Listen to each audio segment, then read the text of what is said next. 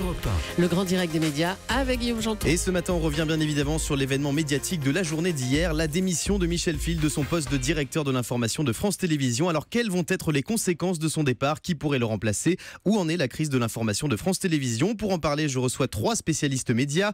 Caroline Bonacossa de Stratégie, Benoît Daragon du Parisien et Maxime Guény de Média Plus. Bonjour à tous les 3. Bonjour. Alors tout d'abord, est-ce qu'il fallait s'attendre à la démission de Michel Fil? Caroline Bonacossa.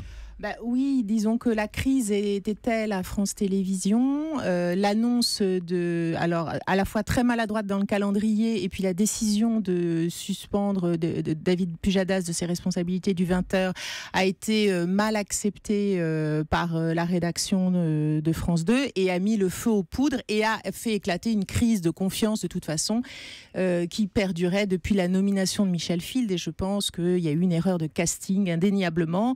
Quand on a une patronne qui vient d'Orange, est-ce qu'on nomme directeur de la rédaction un homme qui n'a jamais eu de fonction managériale? C'est une erreur de casting pour vous? Oui, c'est une erreur de casting. La greffe n'a jamais prise avec Michel Fil. Ça n'enlève rien à ses compétences. C'est un homme passionnant. D'ailleurs, il a été longtemps sur l'antenne d'Europe 1 dans une émission excellente qui était très bien. Mais à ce job-là, face à une rédaction qui est réputée pour être une rédaction difficile, avec laquelle il faut faire corps, il ne faisait pas corps. Et ces quelques prises de parole, que ce soit au supplément, que ce soit cette tribune dans Libération, ne fonctionnaient pas. Les seules fois où il parlait, au fond, c'était pour critiquer la rédaction. Comment voulez-vous que ça fonctionne? Maxime Guény, à quoi est dû le départ de Michel Fil, selon vous? À plein de choses. Il y a eu d'énormes maladresses, tant sur la forme que sur le fond. Il faut savoir que la tribune dans Libération a accéléré les choses. Il y a eu évidemment l'éviction de David Pujadas du JT de France 2. Et après, il y a eu un effet domino. C'est-à-dire qu'il y a eu un choc de la rédaction, une double motion de défiance d'un côté pour Delphine Ernotte et ensuite pour Michel Fil. Et puis, une pression absolue sur la direction, ce qui a donné à la démission de Michel Fil, qui néanmoins avait des projets.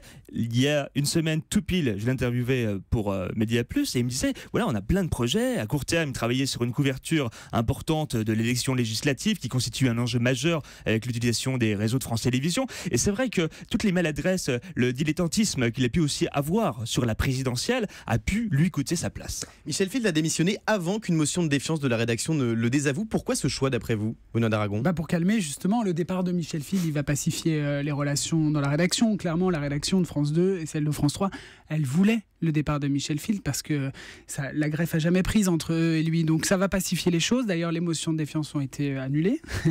Justement, est-ce que c'était pas pour protéger Delphine Ernotte, qui on le rappelle était elle aussi visée par une motion de défiance? Officiellement, c'est une démission. Il a démissionné tout seul comme un grand et c'est sa décision. Officieusement, on se demande à quel point Delphine Ernotte lui a pas forcé la main en lui disant démissionne, comme ça elle n'a pas à subir l'affront d'une motion de défiance. Donc je vous dis, tout ça va quand même pacifier les choses. Maintenant, tout le monde à France Télévisions attend de savoir qui va être le successeur de Michel Fil. C'est un poste difficile, on le disait tout à l'heure, il y a beaucoup de réunions, il faut gérer beaucoup de rédactions et c'est pas une sinécure, donc je suis pas sûr qu'il y ait foule pour remplacer Michel Fil. Justement, qui sera son successeur selon vous? On parle d'Élise Lucet. On parle d'Élise Lucet. Non, elle a refusé. On parle de Fabien Amias que Delphine Ernotte avait reçu justement pour ce premier poste. Élise Lucet aurait refusé le poste.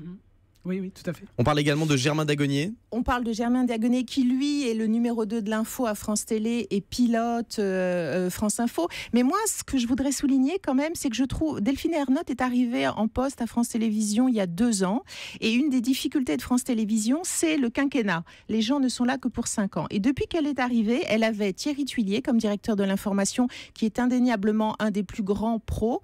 Ils n'ont pas fait affaire ensemble et il est parti. Elle a ensuite eu Pascal Golomer, Michel Fil, et là on va être à un 4e directeur de l'information sur France Télévisions.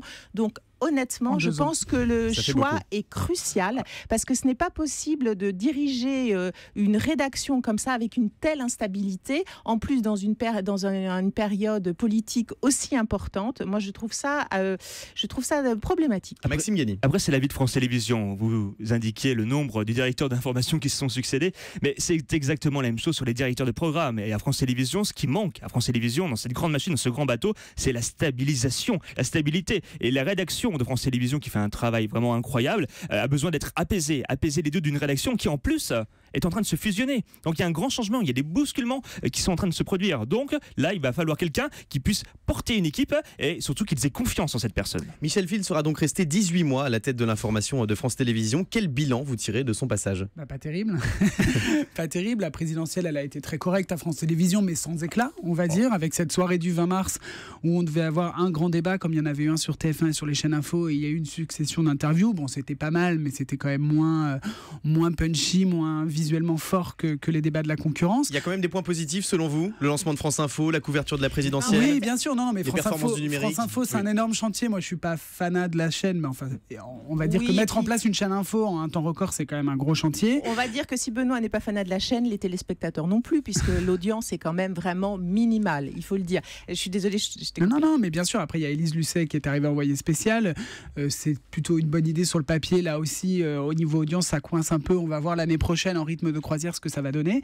Et puis, ce dernier coup d'éclat avec le départ de Pujadas, là aussi, on va voir Anne-Sophie Lapix. Une femme aux 20h, c'est bien, mais est-ce qu'elle sera à la hauteur? Moi, je trouve que vous êtes un peu dur parce que c'est plus la présidentielle à France Télévisions, c'est plutôt bien porté.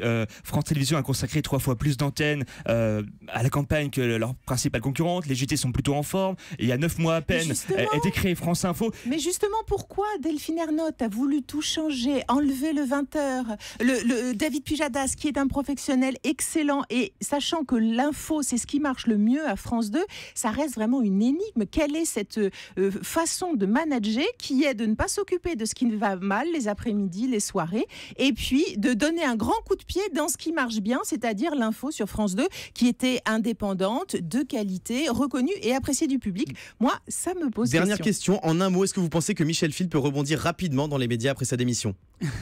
Sûrement pas un poste de manager, je pense que là il doit être échaudé, le pauvre. Un poste d'homme public, peut-être dans la présentation d'une émission de télévision, c'est possible. Moi j'ai hâte de le revoir dans un débat comme il faisait ici sur Europe 1, où là pour le coup c'est sa vraie place, il est vraiment fait pour ça, plus que pour diriger une rédaction de plusieurs milliers de journalistes. Affaire à suivre, merci à nos spécialistes médias, Caroline Bonacossa de Stratégie, Benoît Daragon du Parisien et Maxime Guény, journaliste à Média Plus.